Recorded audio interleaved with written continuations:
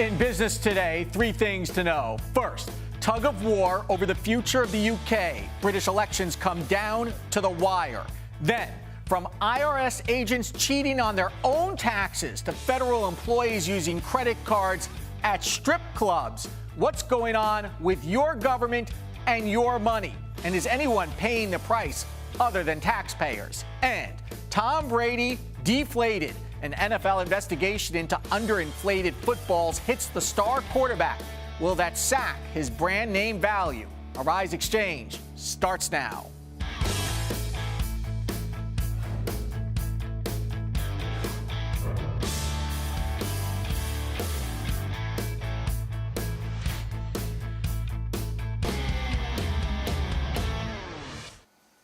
Hello, everyone. I'm Andrew Schmertz. It's too close to call in the UK. In one of the most hotly contested elections in recent British history, the Brits are choosing between re-electing the centre-right party of Prime Minister David Cameron or shifting political allegiance to the Labour Party led by Ed Miliband. If opinion polls hold up, neither party will have enough votes to form a government without the other. At stake, the UK's role in Europe and its membership in the European Union. Arise News correspondent and our official British reporter, everyone should have one, Actor Khan joins us now with more. Actor, there's already a coalition government in the UK. What would the next coalition government look like? Well, look, let's be realistic about this. It's a two-party race between the Conservative and the Labour. Traditionally, power's always been shared. Power's always gone to either the Conservatives or the Labour Party. And, of course, the Conservative have been in power since 2010, ending Labour's rule for 13 years in the UK. So the real kingmakers, once again, are going to be those minority parties, like the Scottish National Party, the UK Independence Party known as UKIP, and of course Plaid Cymru, the Welsh Party, and the Greens. So really it's a matter of trying to see who has the best in terms of bartering, who's going to carve up the economy compared to defence and compared to foreign affairs, so on and so forth. So really it's very much, as you said, it's to the wire. We won't have the first set of results coming out until 2 a.m. British time. That's 9 p.m. here in New York. What would an Ed Miliband government look like? What differences do we expect? Well, Ed Miliband, he's got a pretty hard act to follow from, Tony Blair, of course, legacy, and of course, Gordon Brown, etc. Well, Gordon Brown and Tony Blair have always been known as the Conservative MPs, particularly Tony Blair's Conservative prime ministers that they never had. He was so right-wing, if you like, and he took the Labour Party, shifted it from the left and he was the Bill Clinton of the UK. He was the more agreeable candidate between all the factions within the parties, if you like. He brought the left in, he brought the slightly more conservative faction of the Labour Party in as well, and he was the appeasing candidate. And having that mantle turn over to Gordon Brown, which is a bit of a damp squib, actually, because Gordon Brown didn't really live up to his legacy, was a bit of a downfall, which is why now Ed Miliband has now taken on the reins. So what they promise is to go back to socialism, but a new type of conservative socialism, if you like. Okay, so what is the dominant issue in this election? It's always down to the economy. It's economy.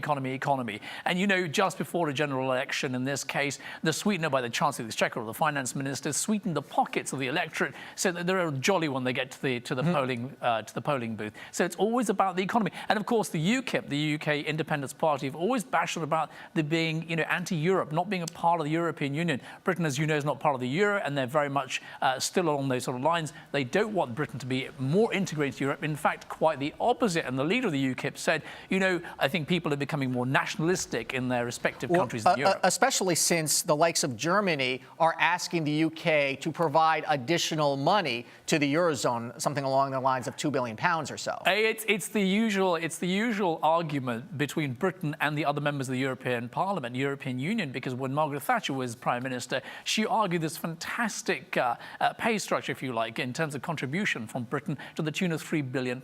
They've always wanted that money back, and they've always said, why has Britain got this special, if you like, exemption? So they're trying to claw some of that money back slowly. But, Britain has been a big contributor. France is a big contributor. The big three, Germany as well. They've all contributed heavily. But now what's happening with Greece, I think people are question-marking their contribution. Do you think a Labour Party win then means a little bit more of an isolationist government? No, I think quite the opposite, actually. I think with the Labour Party win, they're going to be more inclusive of the Europeans, and they've promised to become more inclusive. And that's the problem David Cameron's had, to quieten the right-wing faction of the Conservative Party, because they pretty much agree with UKIP that Britain should be independent from Europe. Okay, Actor Khan, thank you so much. Thank you. We'll see you tomorrow. Talk about the election. Absolutely. Well, the markets rebounded on Thursday. Let's take a look at the final numbers. The Dow closing up 82 points and change. It was up triple digits at one point to 17,924, trying to claw its way back to the 18,000 mark. The S&P 500 up as well, and the Nasdaq showing a decent gain. Some of the top stocks we're watching today: Chinese e-commerce Alibaba reported earnings beating estimates by reporting an increase of 45% in sales. Mobile revenues also jumped by more than 350% from 1 year ago. However, the company announced a big change at the top. CEO Jonathan Liu will step down and be replaced by Chief Operating Officer Daniel Zhang, effective May 10th. Alibaba closing up 7.5%. In its earnings report, Whole Foods says sales growth of 10% that's expected will not meet analyst expectations. Whole Foods down almost 10% today. Big sell-off on that stock. And mortgage giant Fannie Mae reporting first quarter net income of almost $2 billion. That's up from $1.3 billion for the fourth quarter of 2014. Fannie Mae closing down 7 cents. And a look at commodities. Gold down $7.90, and oil a little bit of a sell-off today, back below the $60 a barrel mark.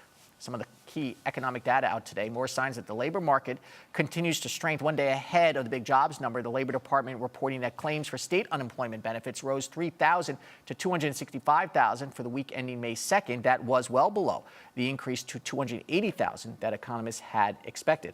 And interest rates for fixed-rate mortgages rose this week. The average on a 30-year loan reaching 3.8%. That's up from 3.68% last week, according to Freddie Mac. Well, we're thick in the middle of earnings season, and so this would be a good time to check in on how U.S. corporations are doing. Sam Stovall is with S&P Capital IQ and is back here on Arise Xchange. Sam, good to see you once again. Good to see you, Andrew. Okay, so we're getting all of this earnings news. In any big headlines out of what you're seeing so far?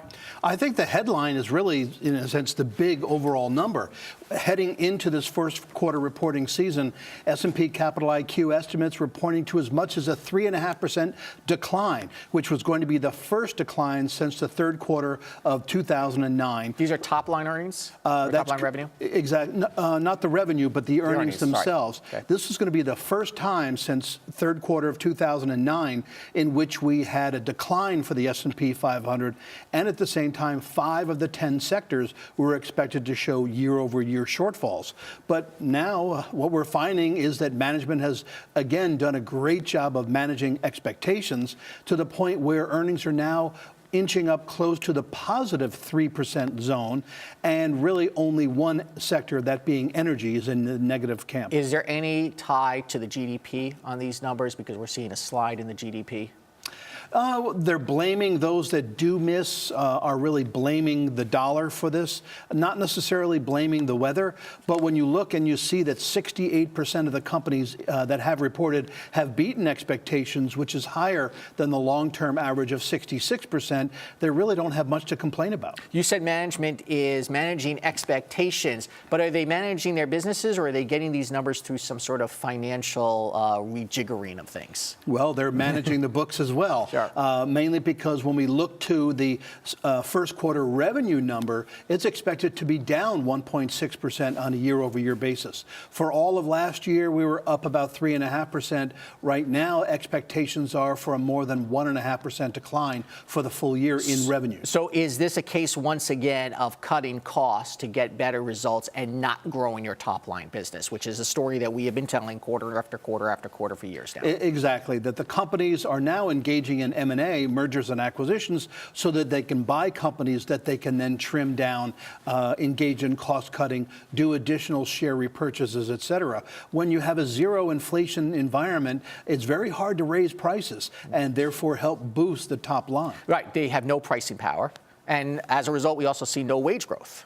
Right, and because of the strength of the dollar, we had the dollar index be below 80 this time last year, now being close to 95. And I actually have to ask you about the strength of the dollar. When you're talking about multinational corporations, and they all say there's this risk because of the dollar strengthening and what that means to their foreign currency that they hold, are they factoring that in these earnings reports? I mean, are they doing the math so you get an apples-to-apples comparison? Yes, I mean, everything is on a dollar-denominated basis.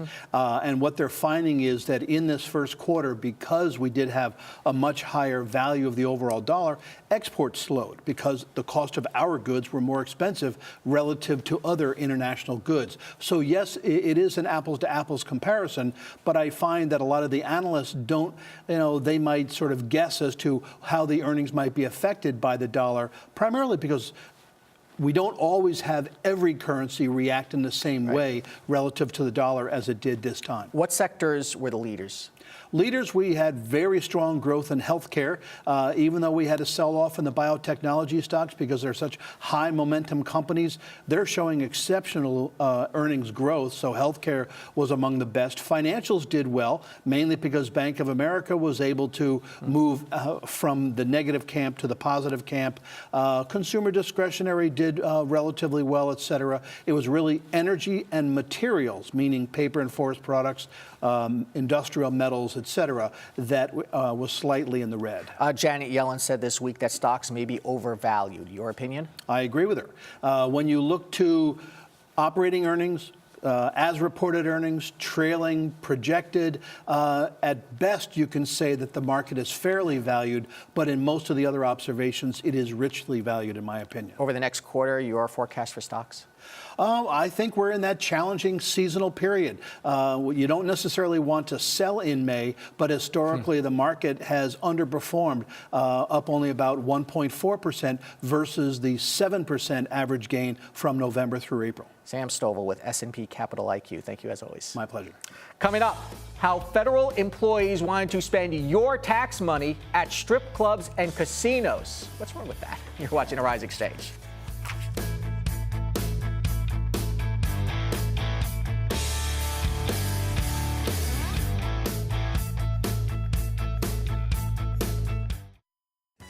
The best way to predict the future is to create it. There's a special breed of achievers out there that are called tomorrow's people, the highly creative ones who live in the future. They imagine what will be and strive to make it happen. They're bold. They refuse to wait for the future. Tomorrow bends and conforms to their ideas.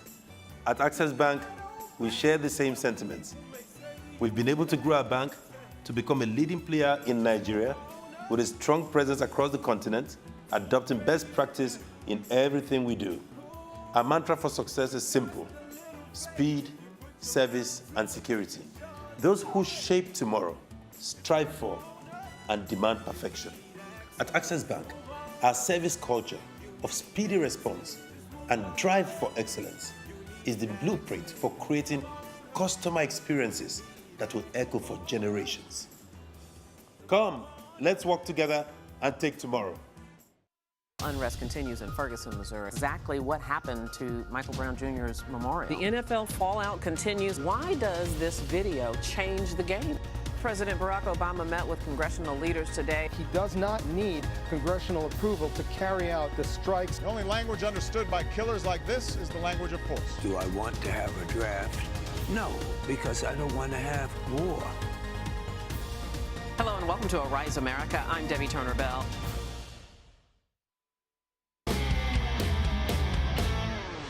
Welcome back to Arise Exchange. Time now for our business ticker, stories making headlines across the nation and the world.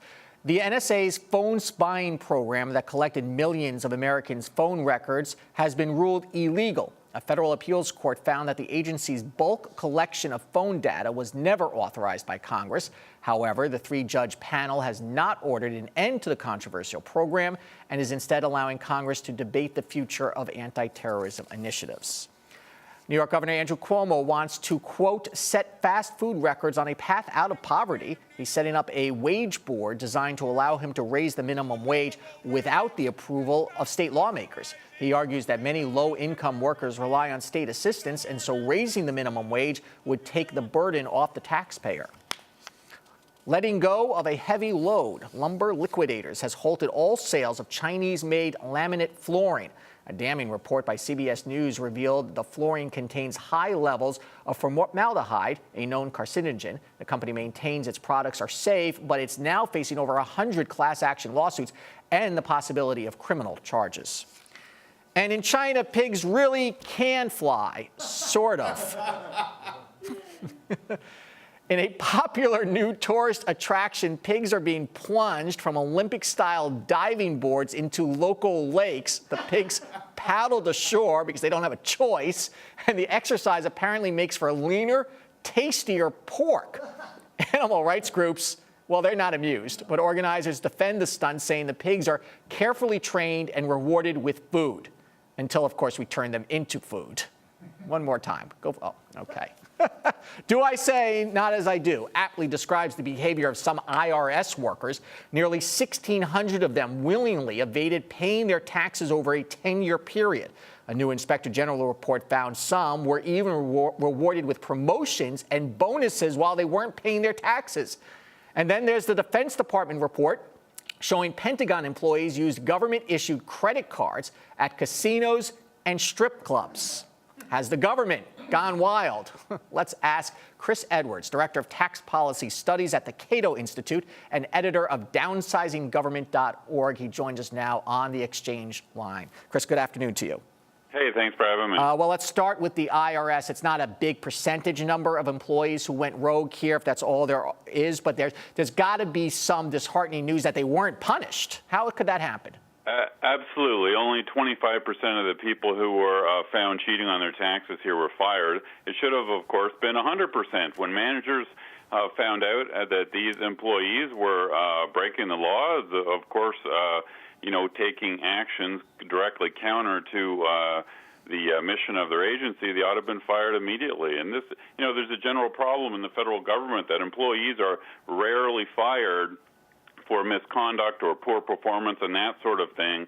In fact, if you look at the detailed data, the firing rate in the federal government is only 1/6 as high as the firing rate in the private sector in the United States. So, if a think tank employee like me or a media employee like you, sure, we don't perform, we get fired. Unfortunately, that does not happen in the government. Why is that? What is the protection that these employees have? Just very high civil service protections. This is very difficult. Some managers do want to get rid of bad employees, but there's just a massive amount of paperwork and hassles you have to go through to fire these workers. So generally, what managers do is they just tend to push these workers aside, let them sit in a corner and not do any work so that they don't interfere with the good employees. They put them in a rubber room. One of the issues here is that good federal workers want to get rid of these bad employees, but in surveys of government workers, they often say that their agencies do a really lousy job of getting rid of the bad employees, and it hurts general morale. What does the IRS have to do here? This is an agency that has one black eye after another.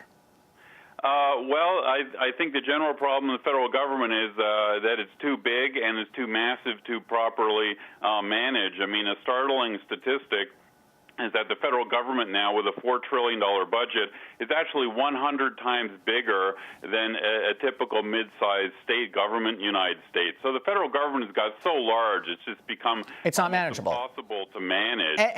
And then you have this story of people in the Defense Department using credit cards at strip clubs. I don't think they're doing much defense at the strip clubs. Something about $1 million or so. This is not a small deal.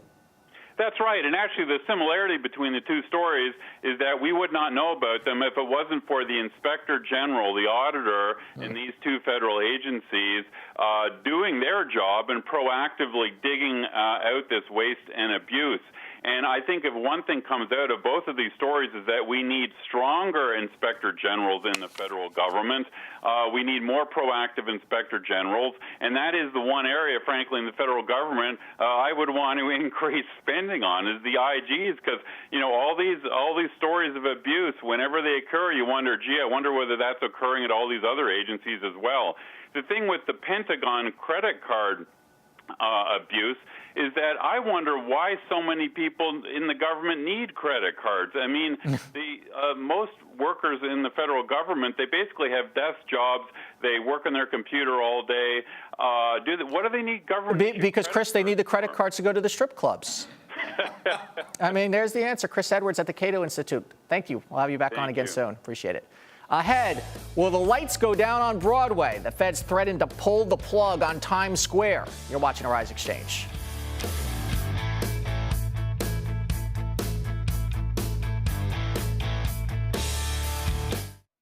There is a reason Africa is called the new frontier. What was once potential is now an opportunity ready to be seized. Once revered for our resources, today's wealth lies in our people. People who build the cities that shape the future. People who know an idea in one place means business in another. A generation for whom technology means there are no borders, no boundaries.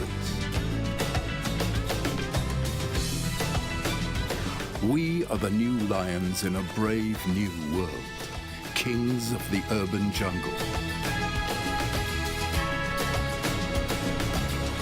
And there's a bank that puts the world in our pocket and the future in our hands. UBA, Africa's global bank. The great thing about Arise Entertainment 360 is that we cover the 360 of entertainment, food, fashion, lifestyle, culture. We're able to cover it all. And the thing I love most about the show is we're able to do a stunning combination of high and low. So we can talk about Rihanna on the red carpet, but we can also speak about high art with people like Sanford Biggers and Hank Willis. We actually spend quality time with our guests and we really get to know them. It's really intriguing because we get a 360 look at our guests.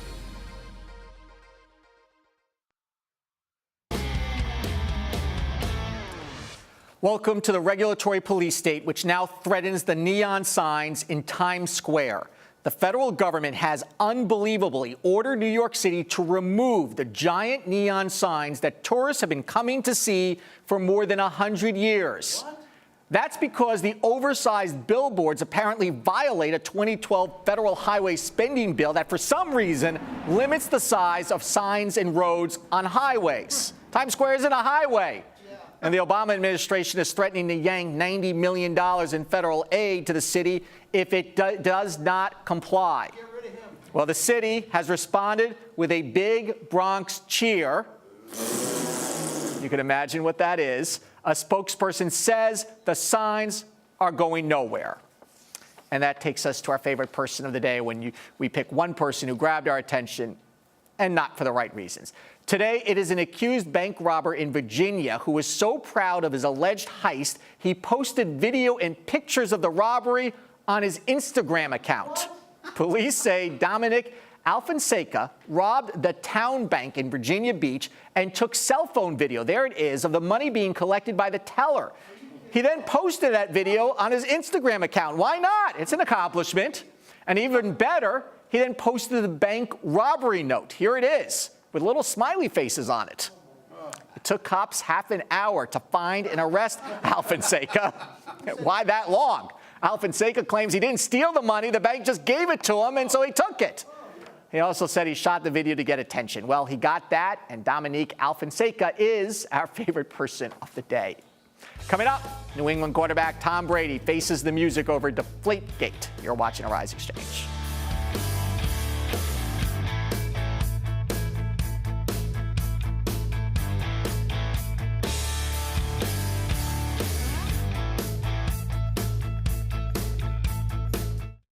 The search continues for the more than 200 abducted schoolgirls. Unquestionably, this is a Nigerian problem. President Barack Obama stopped short of visiting the border. Why can't Washington get anything done when it comes to immigration reform? But you got to come up with a solution to it, and no one has a real solution. Does this further terrorize people, make them more afraid, or is this making people angry? Hello and welcome to Arise America. I'm Debbie Turner-Bell. Because we live in a global, interconnected world, business news no longer stops when the markets close on Wall Street. And what we've discovered over the past few years of the financial crisis is that events and news that happen even in the smallest countries impact the United States and the world at large. As we bring together experts and analysts and thought leaders and CEOs and companies across many industries to not only provide the macroeconomic view, but news everyday people can use. One of the great things about Arise Entertainment 360 is we have this Arise to Your Health segment, which really focuses on the holistic approach of being healthy. So we do everything from working out to juicing to getting in shape by doing fun exercises like bouncing on a trampoline or wearing these bouncy boots on our feet when we're jumping all over the set. We've done karate, we've danced the weight off, we've done just about everything. And of course, I love when we eat on set, but we do it in a very healthy and clean way.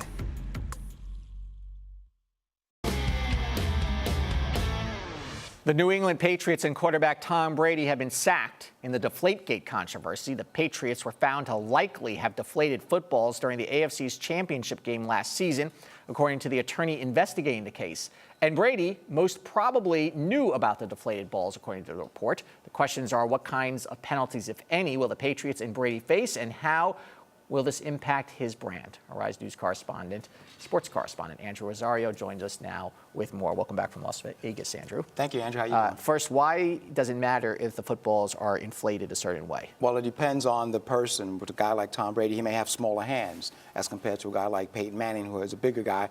So deflating the ball might give him a better grip, especially in inclement weather, rain, snow. The Patriots seem to believe in the NASCAR philosophy of sports. If you're not cheating, you're not trying. Exactly, they do. And you know what? It goes back to 2007 with Spygate. They were fined. Belichick was fined $500,000. The team was fined $250,000.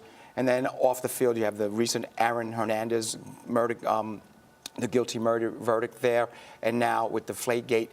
And the big problem is that Tom Brady stood before the media and said he had no clue of what was going on. And his agent today, though, says that this was a rigged report, that the attorney works for the league. They wanted to find a specific solution, and they came to it. So that's his comment. Brady has not said anything, as far as I know, since the report has come out. What does this potentially do? Is he going to face penalties now? There are those who say there is no choice but to suspend him for part of next season. I've heard people calling for no suspensions. I've heard people calling for anywhere from a 4 to 8 game suspension.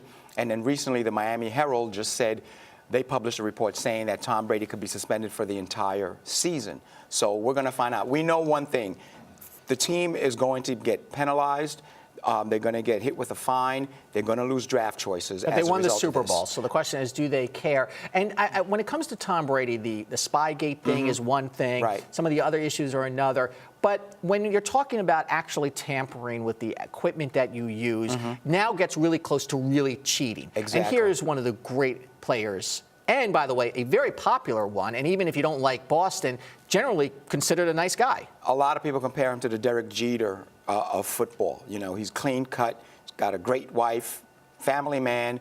So this kind of tarnishes. He's a family man, but he walked away from his ex-girlfriend who just had a kid, and I think she was pregnant when he left. So there is a little bit of a history here, and the question is how much longer can he continue to be the brand that Tom Brady is? Well, you know what happens, Andrew? When you win, a lot of things go away. And he's been a winner.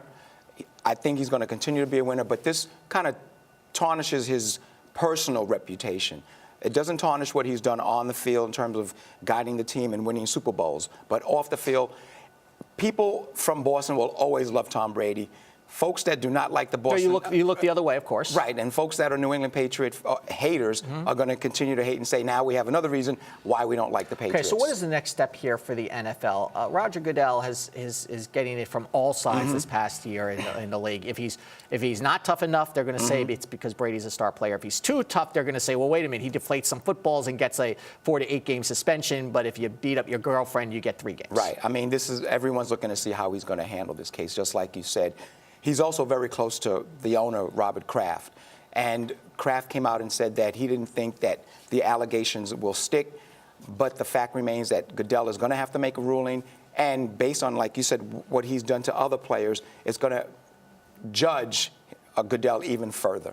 Does this mean anything for the fans who go to the games? The credibility of any sport is the only thing that keeps professional sports going. Well, again, it comes back to winning and losing. And we all know that right now football is the #1 sport in America. It's a year-round thing, from the draft to trades to training camp to injuries to trades. It's not going to lose any popularity whatsoever. I think that Brady should be suspended 4 games. I'm hoping the league sets a precedent with this, because it does tarnish the shield in terms of what everybody is saying. Okay, Andrew Rosario, good thoughts today. Thanks, you so Andrew. much. Sure. Tomorrow on Arise Exchange, our first ever head of state visits Arise Exchange. The president of Lieberland will tell us all about his plans for the new country. Just became a new country this week. Let's take a look at the markets once again. The Dow, S&P 500, the NASDAQ turning things around on this Thursday. I'm Andrew Schmertz. Thanks for watching Arise Exchange. We'll see you tomorrow.